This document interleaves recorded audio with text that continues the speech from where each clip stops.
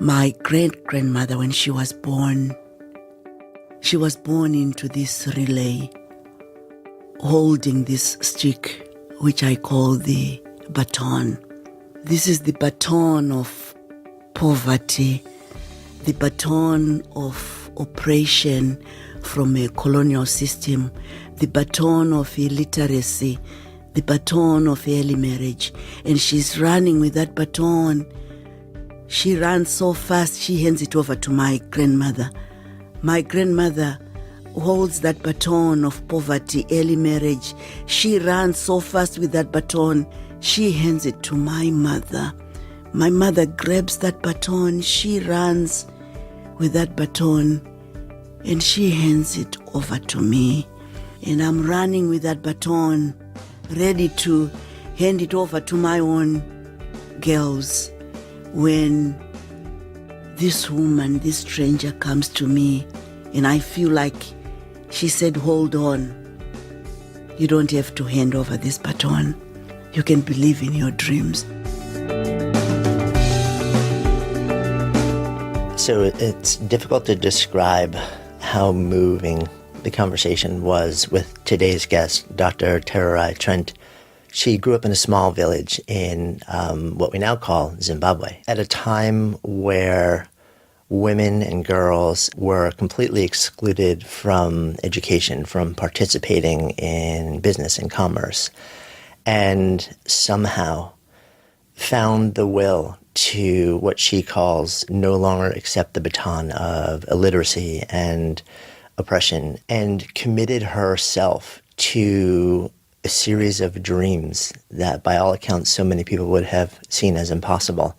And there were moments, critical moments along the way, that allowed her to rise up, to reclaim her ownership of education, and to eventually bring her entire family to the United States for her to pursue a college degree, a master's, and eventually a PhD, and then turn around and harness all of that for, in her words, the greater good, and end up partnering actually with Oprah Winfrey to build schools that now have educated thousands back in Zimbabwe.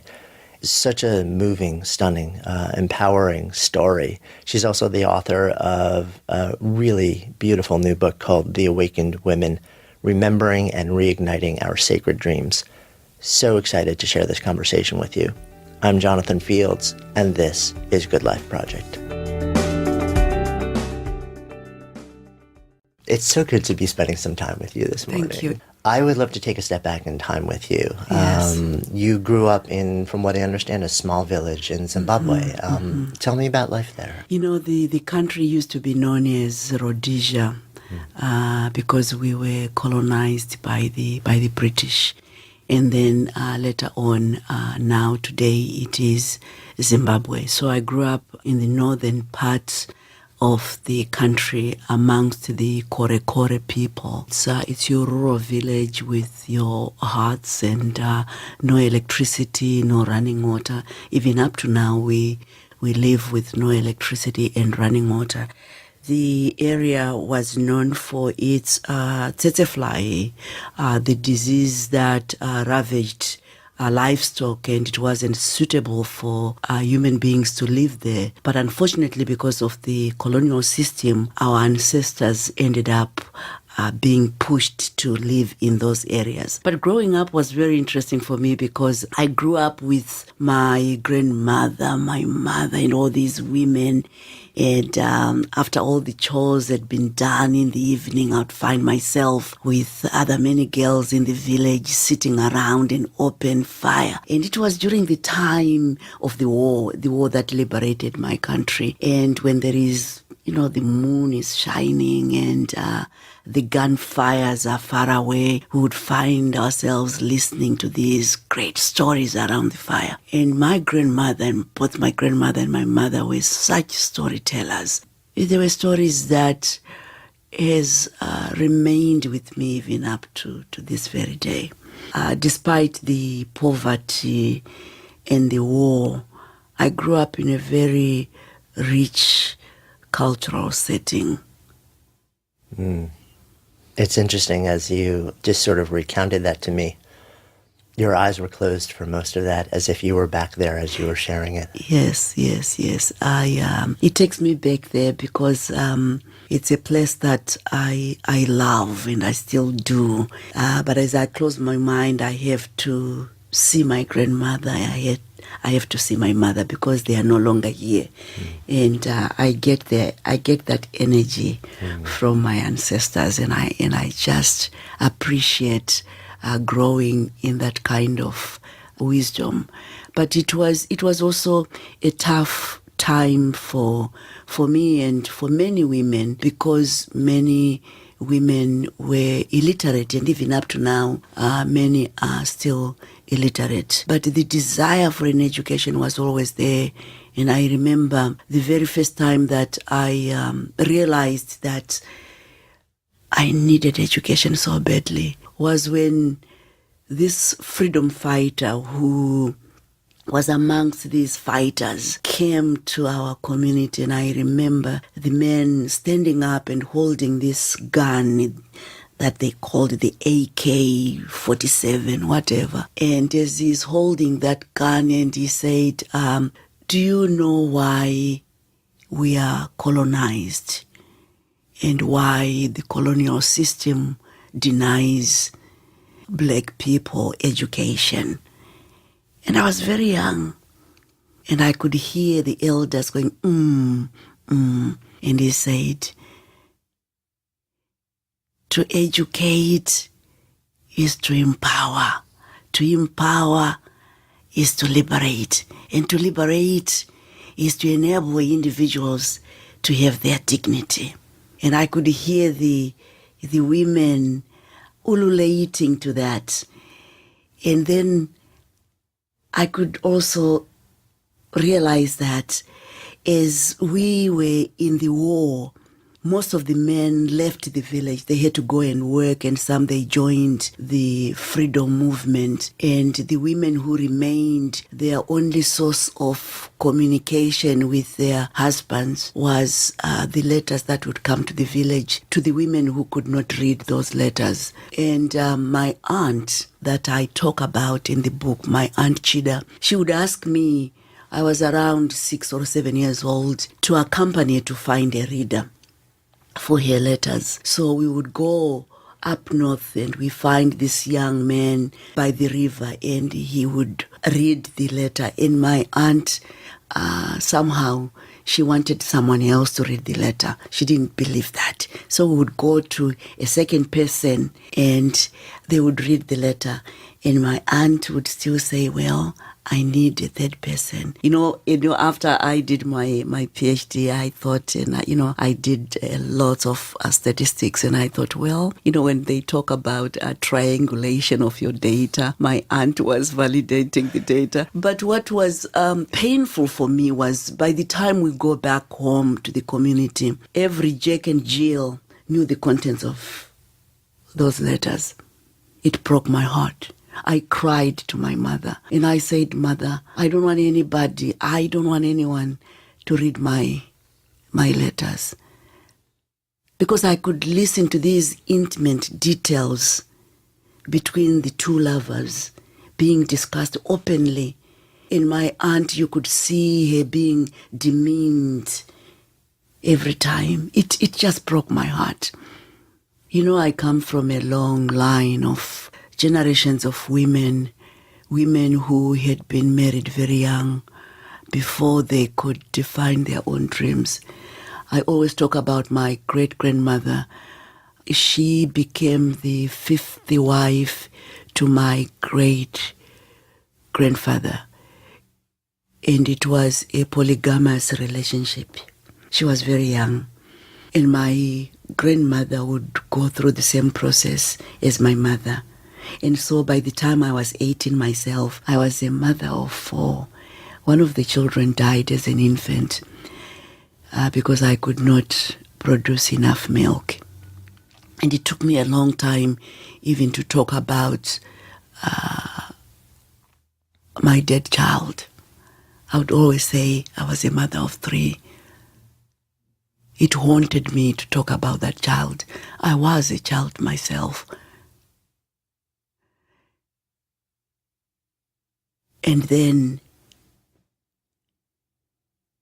soon after independence, a woman from America came to my community. Her name is Jolak, and she worked for Heifer International. But during that time, I didn't even know she worked for Heifer International. And she found me with several other women sitting in a circle. And she asked one question: what are your dreams? What are your hopes in life? I had no idea that as a black woman, I'm supposed to have dreams.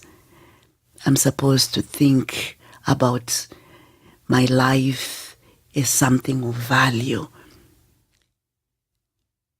And she kept on asking, and I opened my mouth and I said, I want to have an education. I want to have a BSc, which is an undergraduate. I want to have a master's. I want to have a PhD.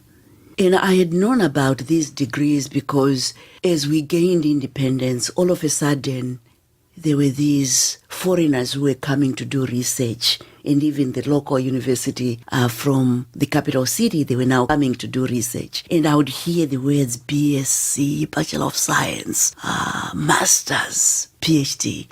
And I could see these women, they had a kind of freedom as they talked about these things. And especially the Western women, they would always be wearing spectacles.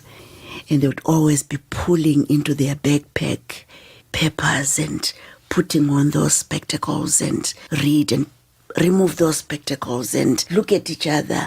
And I thought, I want those classes. I thought wearing spectacles was a sign of education. So when I told Jolak that I needed to have these degrees, she looked at me and she said, if you desire these dreams and you work hard, you can achieve your dreams. And she used the word tinogona in my language, which is it is achievable. And I just looked at her. Jolak had no idea that here I was expecting my 50th child and I had no high school diploma. How can she just say it is achievable? I felt inspired. I felt an awakening in me that another human being can just look right into my eyes and see something that I was not seeing, can see beyond my povertyness, beyond my oppression. And I ran to my mother and I said, Mother, I met someone who made me believe in my dreams.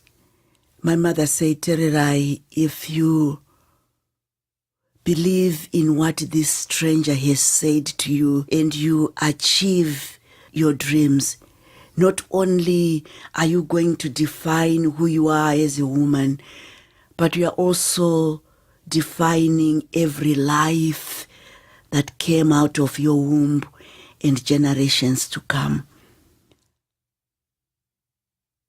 I had no idea what my mother was saying, but I realized in that moment that my mother was handing me an inheritance. She wanted me to break this cycle, this vicious cycle of poverty that runs so deep in my community, so deep in my family. And later on, I also realized that my great-grandmother, when she was born into this relay, holding this stick, which I call the baton. This is the baton of poverty, the baton of oppression from a colonial system, the baton of illiteracy, the baton of early marriage. And she's running with that baton. She runs so fast, she hands it over to my grandmother. My grandmother holds that baton of poverty, early marriage. She runs so fast with that baton, she hands it to my mother. My mother grabs that baton, she runs with that baton, and she hands it over to me. And I'm running with that baton, ready to hand it over to my own girls. when this woman, this stranger comes to me and I feel like she said, hold on, you don't have to hand over this baton. You can believe in your dreams. So when I told my mother, I think it was music to her own eyes. And my mother said to me, Tererai, you have to write down those dreams and bury them the same way we bury the umbilical cord. I come from a culture where when a child is born, they snip the birth cord or the umbilical cord. They take the mother's old dress and they cut a small piece.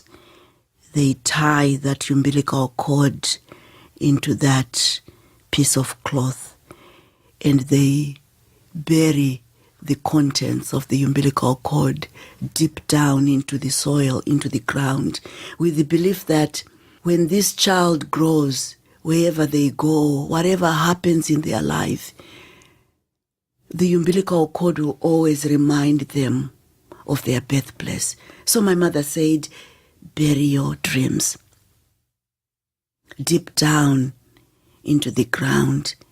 Wherever you go, despite the abuse in your own life, the beatings that you receive from your husband, despite all that, those buried dreams will always remind you of their importance.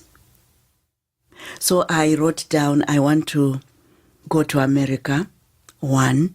I want to have an undergraduate, 2. I want to have a master's, 3. I want to have a PhD, 4. And I was ready to go and bury my dreams. I was happy. I wanted to see those dreams grow. And my mother said, read back your dreams. And when I did, she said something so profound that I think in many ways has shaped my life. She said, Tererai, your dreams will have greater meaning when they are tied to the betterment of your community. Holy moly. And I'm looking at my mother. What does that even mean? And she repeated the same thing. Your dreams will have greater meaning when they are tied to the betterment of your community. So I ended up writing my 5th dream. When I'm done with my education, I want to come back and improve the lives of women and girls in my community so they don't have to go through what I had gone through. And I buried my dreams. It took me 8 years to achieve my O levels, which is the equivalent of GED. I didn't have a high school diploma. Right. Because at that time, women generally had no access to education. Yes, and because of the war and the oppression and all these things. During that 8-year window, what kept you saying, this must happen? The bearing of my dreams and the wisdom that surrounded me and the realization that my mother allowed me to reflect on my past. In many ways, she was awakening me.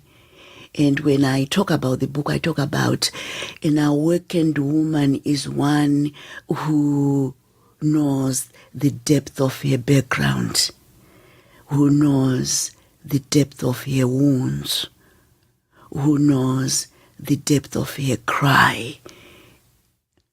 And so I knew that. I was hardly 21, and I was expecting my 6th child. What was going to happen to these children? And that realization alone, it broke my heart. But with the brokenness of my heart, something in me started rising to realize that I needed to change my life. I needed to hand over a different baton than the one that I was carrying on.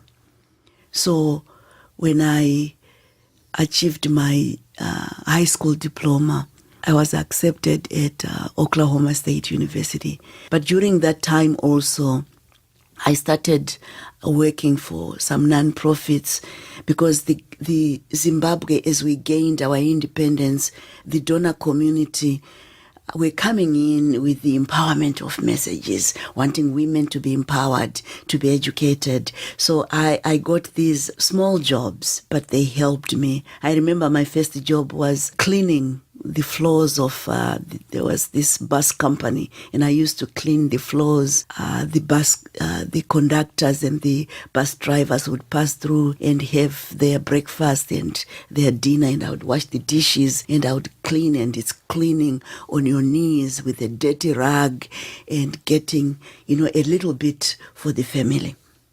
And then later on, as the NGOs were promoting more women, I started doing what they call savings clubs, gathering women together and saving the little pennies that we had so that we could access more resources from the government institutions. And I saved every bit of my money, afraid my husband would find it, and I would always find someone to keep my money, my sisters-in-law, and everybody rallied around me. I was surrounded by women, and I always talk about I stand on the shoulders of giants. I stand on the shoulders of other women.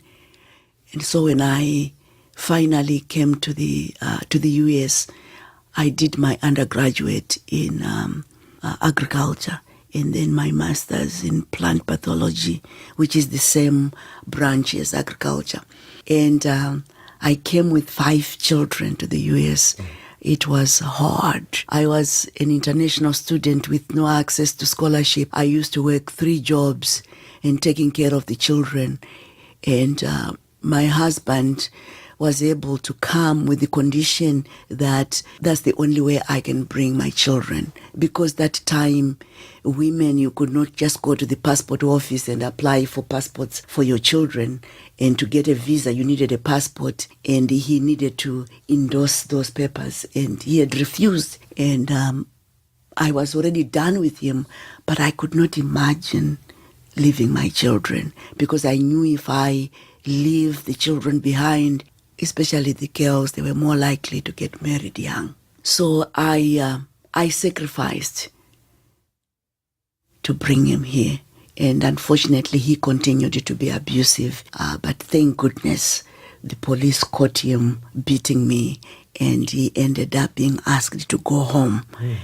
So I remained to finish my master's. So while you're here, though, you end up alone with 5 children. Yes. In a foreign country. Yes. Going to school. Yes. And then trying to support your family at the same time. That must have been incredibly difficult. It was difficult. But, I would listen to stories of inspiration. I would think of the place that I had buried my dreams, and I would envision those dreams throbbing, inviting me to say, you need to achieve your dreams. That kept me going, because there was a time we ran out of food, and I went to the university and I said, this is too much, I can't go on, I can't see my own children. We live in a trailer house, and we have nothing. And the university, there was this guy who was the vice president of the university, Dr. Rubin. He took me to a local store and begged the store to give me fruits. He said, you guys, at the end of the day, at times you have fruits that are going bad and vegetables. Please give this woman so she can feed her children. I remember the manager saying, we can't do that in this country. If we give you these fruits and vegetables, and if anything happens to you after consuming them, you might end up suing us. And I said, I have no dime to sue anyone. So he said, okay, here is an arrangement that we can make. 4:00, make sure you come here. I'm not going to hand you the fruits and vegetables. We are going to put them in a cardboard box. We place that box near the trash can. Come pick your cardboard box and go home.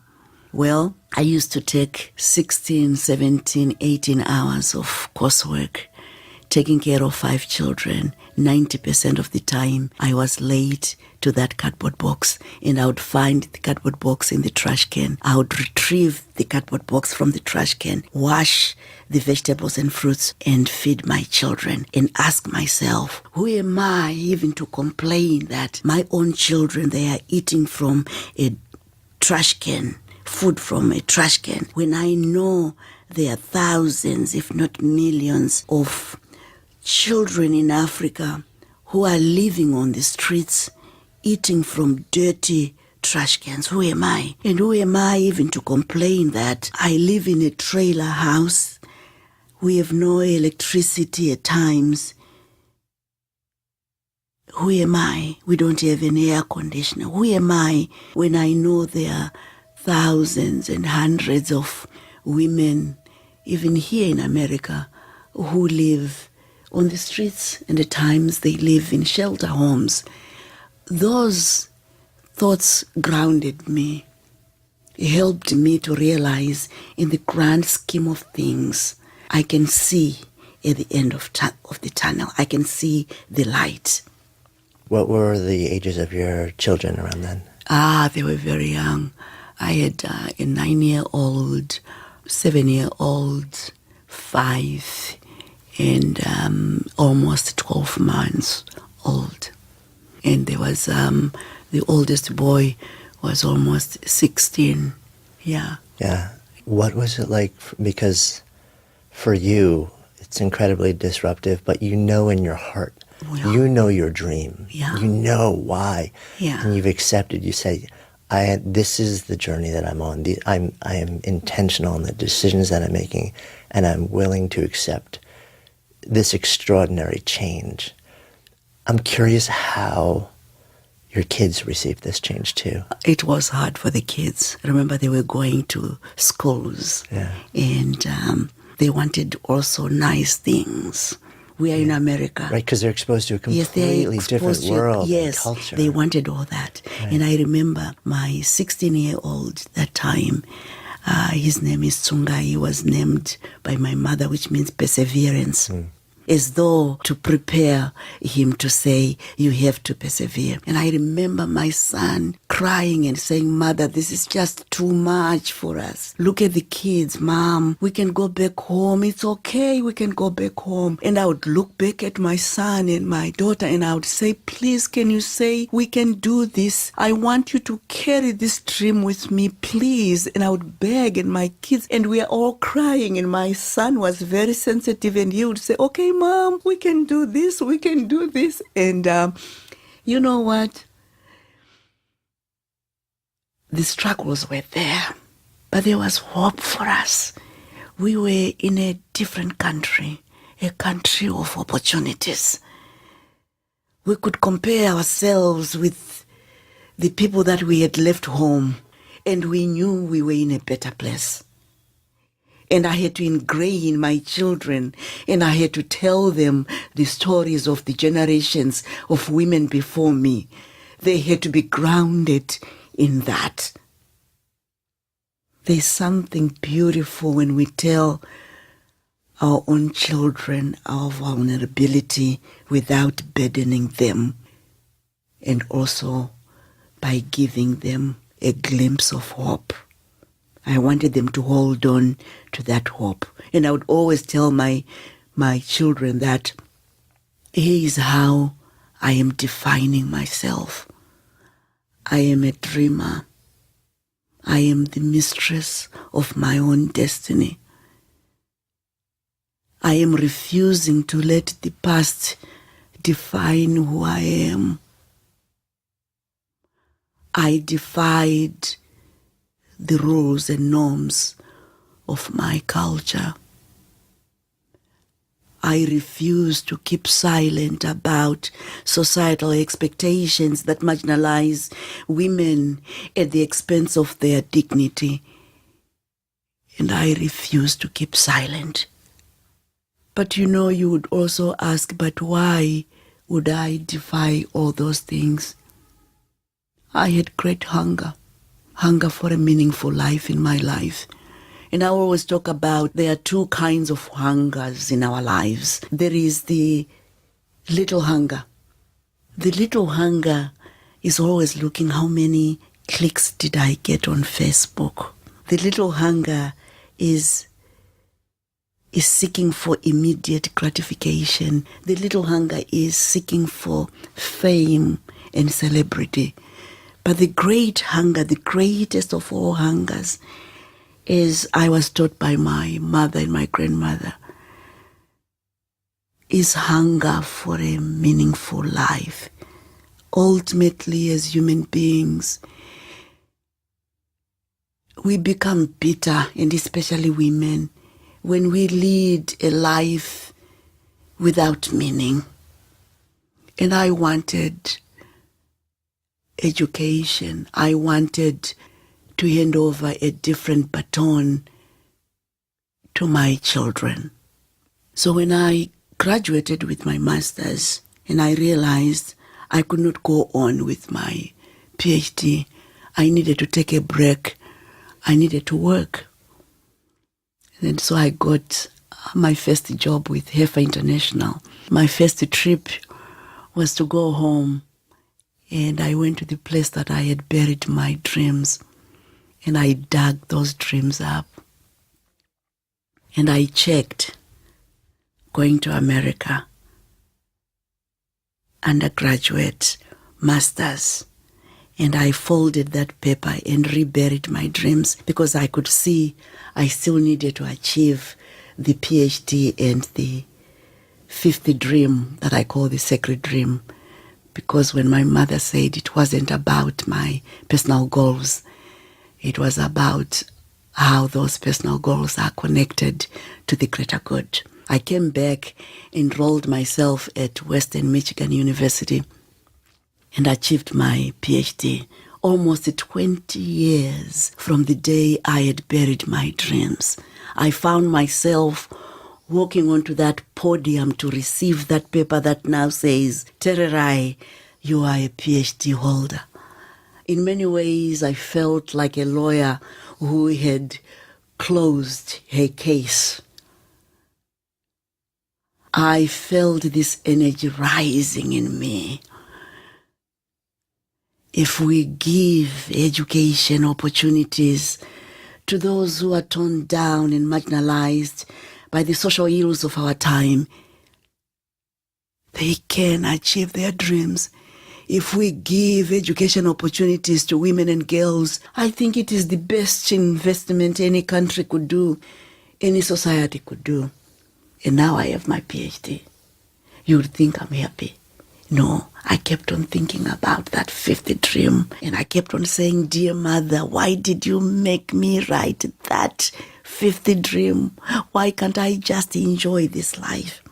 Well, then I thought of an idea. When Jola came to the village, she used the word tinogona, which means it is achievable. So I said, I'm going to design my T-shirts. I'm going to have tinogona on my T-shirts, and it is achievable on the same T-shirts. And I'm going to sell many T-shirts. Get enough money. Go back home like a giant, like an awakened woman, and show everybody in the village that women can make a difference. I wanted to build schools. I wanted to have women empowered. Unfortunately, I only sold 20 T-shirts, and mostly to my American friends. I was devastated. Then I got a phone call, the most memorable phone call of my life, a call from Oprah Winfrey. And she donated $1.5 million. How was she even aware of you at that point? I'm curious. Nicholas Christoph with the article that yes, you wrote, yes, right? yes. So she wanted to meet me, and gosh, I could not believe it. And then I realized my mother and my grandmother, growing up, they were priming my subconscious for success. And I realized that if I had not taken that step to believe in that fifth dream, and I call that fifth dream the sacred dream, the dream of giving back to others, I don't think Oprah would have donated that 1.5 million. I don't think she would have even known about me. So today we have 11 schools going on with more than 6,000 children, both girls and boys, going through those schools. We have a community library. The schools are in the rural areas where poverty is prevalent, but we are managing to educate boys and girls. For 60 years, the school that I attended when I was young, no child from that school had gone from grade 1 to high school and go to university. No, they would go from grade 1, drop off grade 7, drop off or form 2, grade 8. But today we have students that are in universities. We have one student, McDonald. He's doing a graduate program in business management at one of the most beautiful universities in my country, the University of Zimbabwe, despite the economic challenges that we are facing. But he is there. We have a student doing medicine at the University of Algeria. We have girls that are excelling, and if we get more funding, then we could have more. So I sat down and reflect about all these things, and I said, I am not taking credit to all these things because I stand on shoulders of many. And I also realized, gosh, I need to write a book, The Awakened Woman, Reigniting Our Dreams, and weave my own story with the stories of many other women that I had met in my life. Because there are so many women who at one time were forgotten, their dreams were forgotten, they were silenced, but they managed to rise. And so I'm saying the rising of women is the awakening of everybody. The silencing of one woman is our silencing. We need to reignite the world to believe in the power of women. We cannot live in a society where women are marginalized. We cannot live in a society where we have even leadership, men leadership, who can say dirty things about women, and we just watch it. We cannot do that. The healing of this world is in the hands of women. We need to recognize that. And it's a conversation about women, but not just among women. It's a conversation that I think we all have to be a part of that conversation. Yes. And it's not even really just about women. Yes. Because it's about empowering women and girls, but at the same time, it is about, using your language, the greater good. Exactly. Because we live in a society where most of the corporation jobs, the big jobs, are held by men. And yet, women are so smart, so gifted. It's a resource that we are losing. So when we educate women, we are also empowering men as well. We become a whole society. We are part of this planet. The Native Americans have taught us one thing. Humankind has not woven the web of life. We are one thread within it. Whatever we do to the web, we are doing it to ourselves. All things are bound together. All things are connected. Our very survival as men and as women is bound to the survival of other men and women and other societies. One of the things I'm always curious about is moments, single moments in time where everything changes. And I'm on an even more granular level. Yes. People in those moments. I've seen so many beautiful, empowered stories of people where there was a single moment where somebody who was meaningful in their life Yes. said yes. Yeah. And everything changed. And when you, as you speak, I'm sure there were so many for you, but you know, what sort of jumped out so clearly to me is the moment where you shared with your mother. Yeah. And instead of saying, no, Tererai, like, that's not for you, she said, yes. Yes. Yes. Like, and I think in my mind, Yes. moments like that, what if this one person Yes. who had said no, Yes. you know, but just the understanding that this was the moment of yes. Yes. And that moment of yes can build a nation. My mother, when she said yes, she realized that baton that I was talking about. You know, all these women that I described in my life, they had been married and exchanged for a cow. I was. And my mother would say, and you'd read it in the book, we marry these young girls and young women, and we say we marry and we exchange them with a cow, and we say it's part of our culture. It will improve our culture.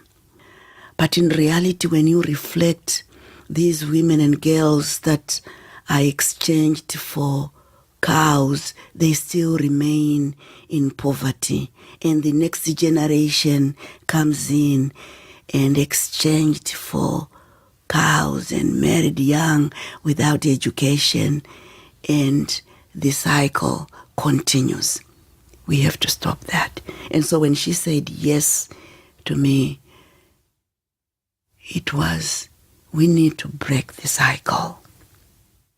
She saw the potential in me and gave me my own awakening platform. I always say, when we sometimes say, this person empowered me, I always say, no, nobody empowered anyone.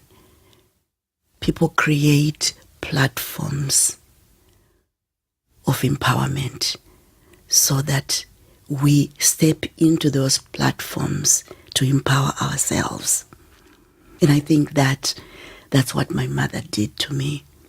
And many women and men who looked straight into my eyes and saw something that I wasn't seeing and created that platform. Yes is a platform, a very big platform. We need more of that. Thank you. Yeah, I think so too. I really do. Yeah. Tell me, what does your life look like now? Wow. You know, it's quite interesting. At times I pinch myself, especially when there was a time I got invited to speak at the United Nations to give a keynote, and I've done 2 of those. I had to go to the bathroom and just, is this real? I speak all over the world. I get invited to speak, and I'm asking, is this real? But one thing that comes clear to me is the word opportunity. If we give others opportunity, recognizing the human potential without judging, we could have done more. We could do more for humankind. Because right now I feel, even when I'm walking, I feel dignity. I do. And I talk about women and men creating these circles of what I call Sawira circles. The Sawira relationship is fluid. It's women coming together and recognizing the strength of their collectiveness. recognizing the yes platform that we can create for one another. If we can do that for each other, give back.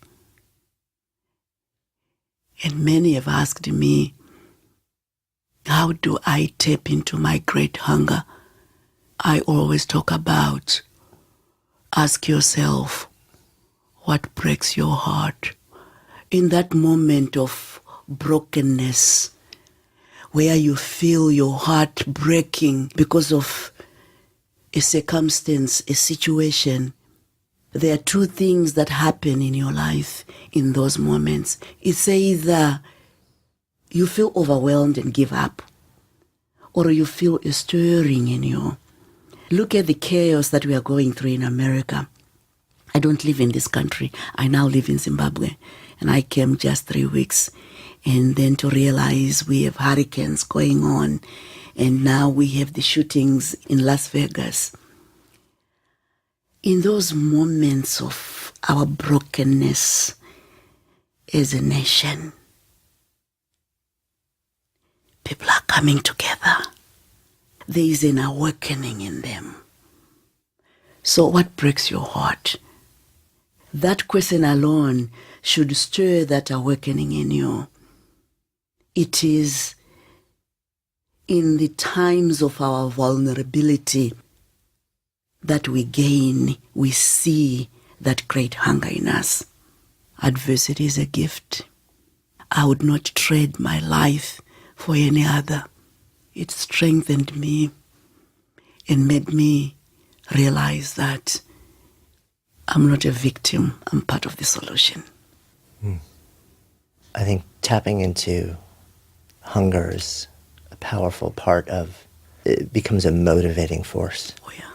The other side is somehow finding the ability to believe that a different reality is possible. Exactly. And I think that's where so many of us stumble. Yeah. Because either we don't see it, or if we see it, we just look at it and we say, how is that even possible? And I think in my case, I was very fortunate because I grew up with these wisdom women, surrounded by their wisdom, and practicing rituals that would ground who I am. I talk about rituals all the time. I write about rituals. I breathe rituals. They give me that groundedness to be rooted in who I am and to define who I want to be. Through those rituals, they awaken me. Many institutions, they have rituals. They have the pointers to their faith. Without faith, we perish. Without hope, we are nothing. We have to be hopeful. Yeah. When did you actually return to Zimbabwe to live? Oh, I've been in Zimbabwe now. It's now 8 months. Yeah. I waited because I wanted to see my last born graduating from high school and going to college. So she's now in college here in California. And I have a daughter. She's in Oklahoma. She graduated with mechanical engineering degree. And I have another one. She's at Western Michigan University, where she's doing biomedical sciences. So I wanted my kids to win. I wanted to win my kids for me to be able to go back. And as soon as my last one graduated, I packed my bags and I said home, where I left my umbilical cord. And that's where I am. Do you feel like they'll at some point return as well, or do you feel like they're more rooted in the United States now? You know, we all have choices. I tell my kids that we came to the United States for an education, for opportunities and experiences. It's up to you if you want to go back home. I am going back home. So I leave it to my kids. But I always hear some of them saying, I want to go home. Mom, I'm coming. The one who is doing biomedical sciences, she says, Mom, remember, I'm going to be your doctor. And I said, well, in my old age, maybe I can come to your to your hospital and maybe you could take care of me. I don't know. But I see that. I see that. I'm not going to force them to say, you come home. You know, they have to make their own choices. But I would love my children to come back, especially my grandchildren, because I want to hand over that tin can that I had buried long time ago to one of my great-grandkids. Yes. How does it feel to you knowing that the baton that was passed from generation to generation to generation to you is no longer being passed on to any more generations in your family and in so many other families now that you have had that effect on? You know, it feels great, but there are no guarantees that the baton will not retain. And that's the reason why I wrote this book, The Awakening of Women, reminding women that we need never to be complacent. This is a journey for us. If we want to change the world, we better start by changing ourselves, defining our own narratives. So my children, they know that. I tell them, I said, you might drop the ball, but I always want you to know I worked so hard, but I don't want you to feel guilty about it, because we have to accept mistakes in life. We have to accept things that might happen. But this seed that has been planted will always remain, reminding us that we are on a journey. We can't drop this ball. So as we sit here in this beautiful conversation, a container is this good life project. So if I offer out the phrase to you to live a good life, what comes up? If you ask me to live a good life, is that, can you ask in different ways? Yeah. When you think about what it means to live on the planet well. Yes. What does that mean to you? What does that look like to you? It means to feel whole, to have that dignity. That's good life for me.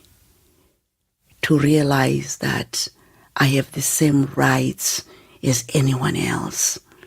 To realize I have a space here on earth. That's good life. And never to fear that someone is going to oppress me or oppress my neighbor. And to realize that I can be a force for good. That's good life. Yeah. Thank you. Thank you.